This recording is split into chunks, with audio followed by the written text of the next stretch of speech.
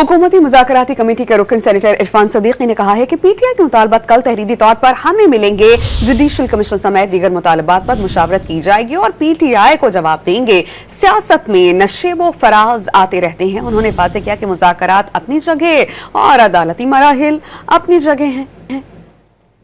उसके बाद जाहिर है कि बाल हमारे कोर्ट में आ जाएगी और हम उनके मुतालबात पे आपस में भी मशवरा करेंगे, अपनी अपनी लीडरशिप के पास भी जाएंगे और कुछ वक्त लगेगा इस सारी एक्सरसाइज में और फिर इंशाल्लाह हम वाज़ेह जवाब के साथ उनके सामने आएंगे। वो फराज आते रहते हैं, सियासत है, ऊंच नीच इसमें होती रहती है। जब उनके मुतालबात आएंगे कि किस तरह का जुडिशल कमीशन चाहते हैं, TORs क्या हैं, किस मंजिल तक वो पहुंचना चाहते हैं, किस पहलू से वो खास तौर पे तहकीक चाहते हैं, ये सारी बातें कल वाज़ेह हो जाएंगी।